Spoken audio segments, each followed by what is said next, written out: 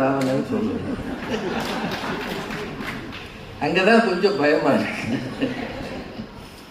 அது தீர்ப்பில் ஏதாவது தெரியும். எதிரணியில இருந்து 2 சகோதரிகள் ரொம்ப அருமையா பேசினாங்க. இப்ப பேசி அமர்ந்திருக்கக்கூடிய புதுகை பாரதி அவர்கள் இந்த சிங்கப்பன் படையில சேர்ந்திருக்கிறாங்க. அதனாலதான் பாக்குறவங்க மேல எல்லாம் செக்ஷன் போடு, அவனை பிடிச்சி உள்ள போடு.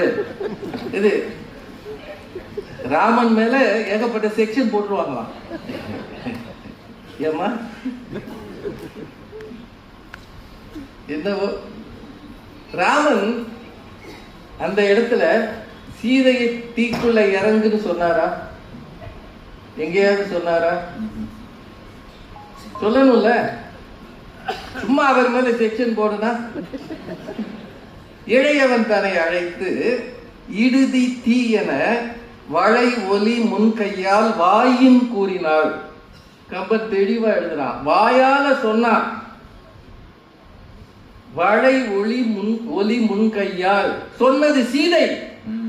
அவளுக்கு திரும்ப இங்கு போனால் ஒருவேளை அந்த மக்கள் நம்ம ஏற்பார்களா இல்லையா என்கிற ஒரு ஐயம் இருந்தது. அதனால தான் அதை ஒரு நிரூபிக்கணும் என்பதற்காக அவ அதை செஞ்சான்னு கம்பன்ல இருக்குமா? சொன்னா நாங்க உருட்டுறோமா?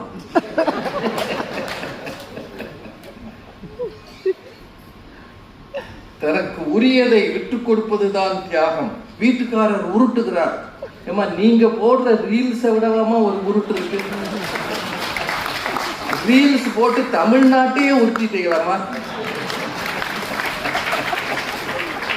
ஒட்டு மொத்தமா உருட்டி விட்டுட்டு ஆண்கள் உருட்டுறாங்க. அதுல அவர் சேலஞ்ச் பண்ணாங்க. நாங்கள் உங்கள் வீட்டுக்கு ஒற்றையாளாகத்தான் வருகிறோம். நீங்கள் எங்க வீட்டுக்கு வந்து 1 மணி நேரம் இருங்க.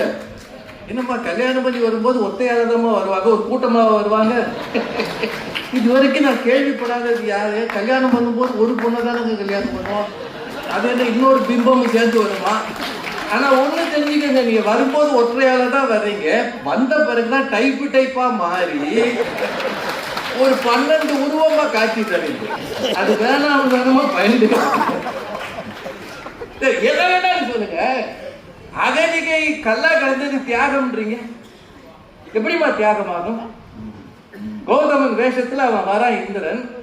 இவனுக்கு தெரிகிறது தக்கது அன்று என்று ஓராள் தாழ்ந்தனல் இருப்ப. கம்பன் எழுதுனானா இல்லையா? அதுக்கப்புறம் அது சரின்னு எப்படி சொல்றீங்க?